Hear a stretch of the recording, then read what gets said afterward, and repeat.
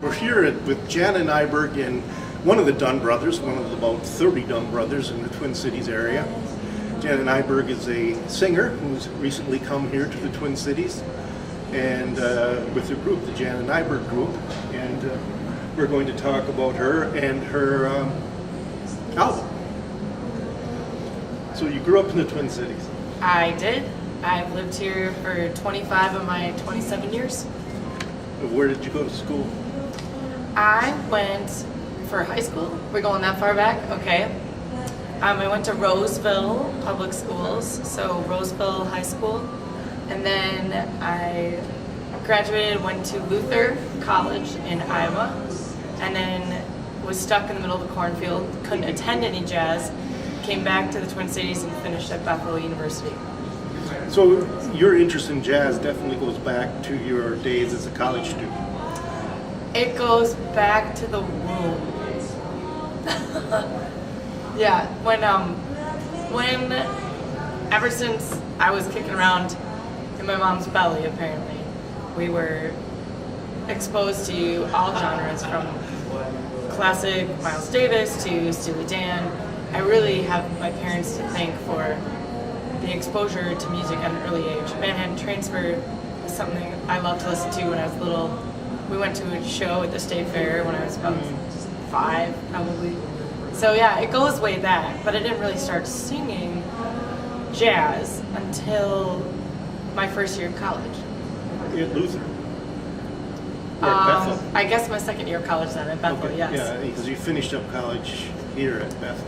Yes, I mostly did jazz piano and flute up until then, through college as well. So I played in jazz bands always, from 6th grade on, I think.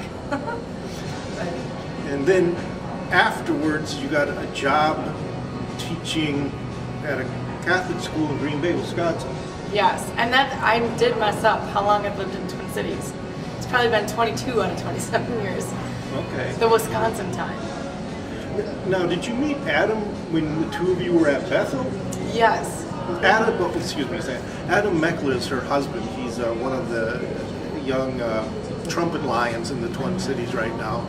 And so both he and Jana went to Bethel, and Adam just for a year, and then he went to Lawrence University. What I'm trying to establish is when they met each other, and I don't know How that works. Well, actually, we only overlapped 1 year. So we always say if he hadn't started at Bethel, and if I hadn't transferred to Bethel, we wouldn't have met. Just in that 1 year, we were in jazz bands together. We had a combo together called Morning Logic. We would go out and hear jazz all the time at the Old Dakota spot. We saw Nicholas Payton, and we argue whether or not that was our first date. Another date was going to Brilliant Corners when it was open to see Wynton Marsalis. So we just always went to jazz together. And then he transferred needing a music conservatory for a jazz emphasis. And I finished out my conducting degree. at Bethel. Yes. So he was in Appleton, Wisconsin, He was, and then I followed him there. because he got the job in Green Bay. I actually had no job when I moved to Appleton. Oh. But I did eventually get a teaching job after subbing for a year. So I commuted to Green Bay, yes. So you went there to be with him? I did. Oh, okay. So this, Yep. it's becoming clear to me now. And then you formed a group with, I guess, you and he as a nucleus. Yes, I leached off of Lawrence Music Conservatory. Every moment I could. The programs that they offer, and the clinics, and the guest artists that they have coming into Wisconsin is unbelievable. So it was a good move. It was nice to be in Appleton and experience that. You had a regular gig at a place called Al's in Green Bay then for a while. Oh, A's. Oh, is. I'm sorry. That's right. It's A's. It used to be A's Dockside, for any of you who know De Pere in Green Bay. And you might know A's Dockside. And now they go by A's. And it's a really cool place. An old brick building with really high ceilings and wood floors. We played there pretty often. And then you also played in North Carney, Wisconsin. A lot. Weddings, banquets, private parties, restaurants, lodges, resorts is really fun. Exhausting, but fun. You once told me that you did not listen to a whole lot of vocalists, other than the famous triumvirate, of course, of Billy and Sarah and Ella. And I was stunned because you are unique. Well, thank you. I guess it's hard to say I haven't listened to many vocalists. I honestly check out everybody under the sun that I'm interested in, but it's really wide variety. So it'll be anything from Dinah Washington, who I neglected to mention and absolutely love her quirkiness and almost a yodeling quality sometimes with the bluesy stuff she does. The that kind of stuff. Oh yeah, exactly. Kind of sassy. And then Sarah Vaughan I'm really into as of late because a friend of ours, Greg Woodsby, and I have this battle going, who's better, Ella or Sarah? And we always come up with different reasons why they are, but lately I've really been interested in her improvising and how she kind of meanders like a horn player, it seems. Of course, Ella's undoubtedly unreal, but others that I listen to are Karen Allison is one of my favorites. That's more recent. I have a great respect for the quality of Diana Krall's voice and what she's been able to do. And then just even people like Lisa Loeb and Ingrid Michaelson, you know. So it's really Bonnie Raitt, huge influence. It's really broad, eclectic.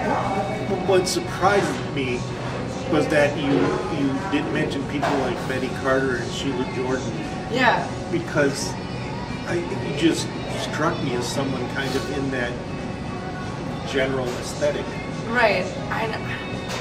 And I'm thankful. I'm complimented.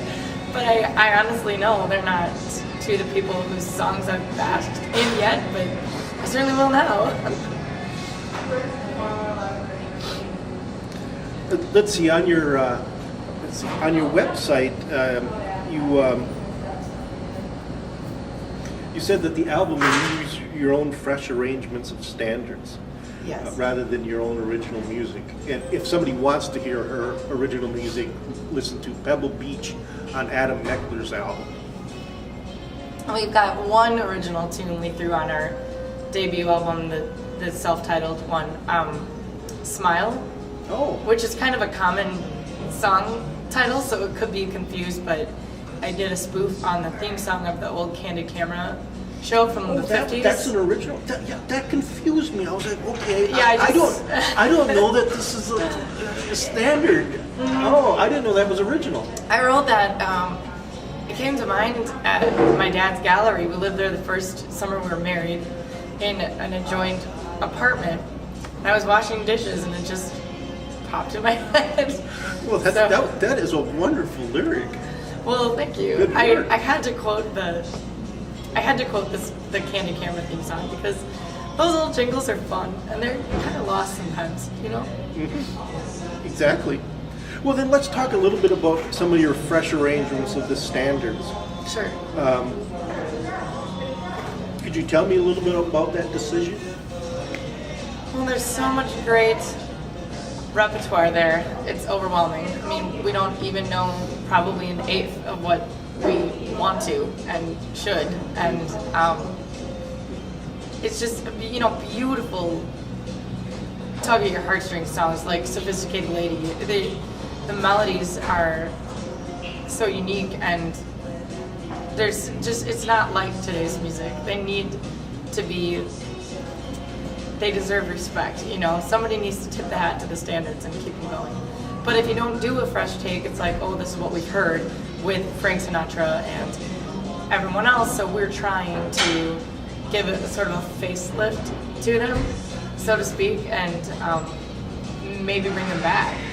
And that throwback style with Amy Winehouse and everybody right now is, I think, kind of helping the jazz world, even if they don't need to.